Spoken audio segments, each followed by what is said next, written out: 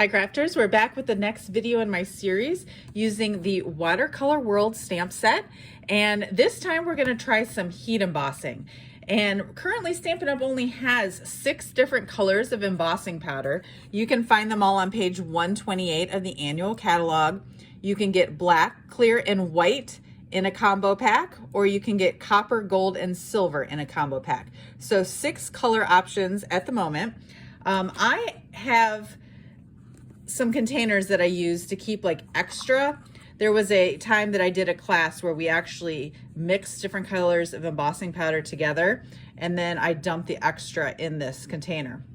So I just sort of want to use this up, to be honest with you. I don't know what it's going to turn out to look like. It looks like some pinks and some blues and some silvers and some copper in there, but we're going to just see how this goes. All right, so I've got my watercolor stamp on my stamparatus, and I'm using watercolor paper again. This comes in a pack of 10 sheets in 5x7. I had a scrap just laying around, so to be honest with you, I didn't even cut this down to size. It looks just about big enough to get most of the stamp in, but not all of it. And I've already put my magnet in a place where it's not going to interfere with the stamping. So I'm going to be using Versamark. This is a watermark stamp pad that we use anytime we're doing heat embossing. So I'm going to just ink it up over here. It's clear, so you can't really see it, but you can see the gloss on it. And it is sticky. So the idea here is that powder will stick to it after we stamp. So we're going to push this down. And it is a bigger background stamp, so you want to make sure you get good coverage. If not, you can always try doing it again, which I might recommend. Next, you want to make sure you have either an embossing tray, or in my case, I'm just going to use some grid paper. When I'm done with a sheet of grid paper, I cut it up into quarters, and then I use it for purposes like this. So I'm going to fold it in half and have that underneath. And now I'm going to take off my stamped image, and I'm going to sprinkle this embossing powder on top. Now, you know, a spoon might actually be better, but I don't have one near me. So I'm going to just sort of go like this and run it over, and then come back up to the top and get the spots I missed.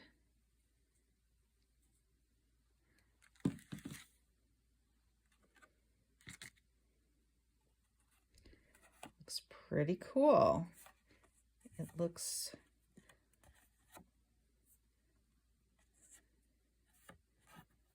like a combination of different colors of powder that are mixed together. I think it looks pretty good. Okay, now I'm going to take the leftover powder, and on that crease, just dump it back into my container. And now you're ready to take your heat tool and heat set it.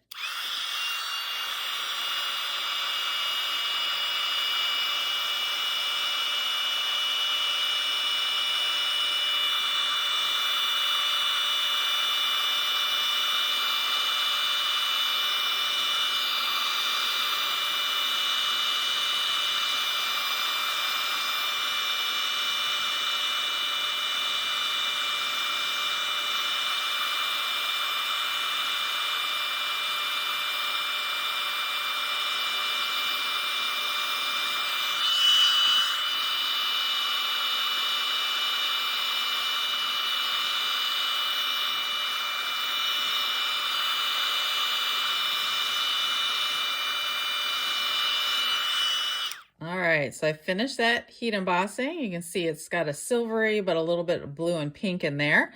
And now I think I want to add some water. So I am going to use Pool Party, and I'm going to actually keep it open and apply some of the re-inker into this open part. And then I'm going to come in with our aqua painters. And these are, or water brushes, I'm not sure what they're called, but they come in a 3-pack, and there are different size tips. So the small, the medium, and then I'm going to use the large because I'm going to try and cover a wider area. And it's filled with water. You always want to squeeze it to get the water coming out, and then just sort of turn it into a paint palette. So I'm going to come in, I think, and just try adding some water behind it. And again, we're using watercolor paper, so that is okay to absorb the water, and it's not going to cover the heat embossing. It's going to just go on the areas that do not have the embossing powder there. Like, how cool is that? I love blue. So as Stampin' Up! Has just announced that they're going to be shaking up our colors, I truly hope, I don't think they will, but I truly hope they don't get rid of Pool Party. I think it's probably one of my favorite colors. I love blue, but this color is just so versatile. I use it for all the skies and waters and anyhow. So that's just like a solid coating. But if you wanted, you could actually try and, you know, add a little bit more and try and come in more on certain areas and not others to add a little bit of variety. All right, something like that. And then you just set it aside and let it dry. And then after that, the last step is going to be to add a sentiment. All right, to finish up my card, I have decided that a smoky slate card base seems to match it the best. And so I was trying to figure out what else to put back there, and maybe some more designer series paper. And then I remembered that we have some vellum currently that has a matte pattern. And you can see a sample of it here. I am all about my scraps. And if you haven't had a chance to check out last year's challenge, I did a video YouTube series on using up our scraps. So anytime I go to do something, I always consult my scrap bin first. But the good news is this vellum is currently available. So you could buy this if you were interested. And a lot of people ask me, what's the best adhesive to use on vellum? Because a lot of times adhesive shows up behind it.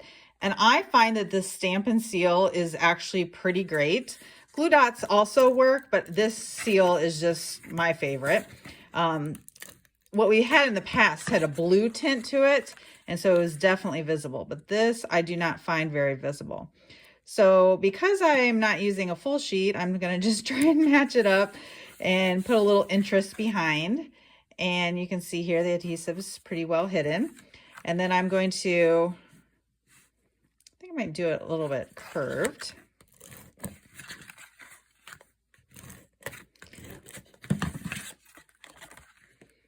And do it like that. And then lastly, the sentiment. If you're interested in seeing how I chose this sentiment, make sure to check out the first video in this series. This is a retired stamp set, but I thought it was perfect. The world needs more people like you. So I heat embossed this in solid silver. And then I'm going to be using some foam strips that are great for popping things up. You could also use dimensionals, but when it's a long, skinny sentiment like this, I tend to go for the foam strips. And then I just ripped it because that gives a little bit more interest. And then I'm going to, I don't want to block the mat down there, so I guess I'll put it right there. And it's always good to throw some gems on there. I think these are retired, but I just grabbed the red and green adhesive back pearls. I think these were from the holiday catalog, and I had some silver ones down here, so I thought I'll just probably throw that. When I don't have my pick tool, it's a little bit more challenging. Yes, because the adhesive, I think, just came off on my thumb, but no, it works. I could probably maybe do one more down here, or I think I like it as it is.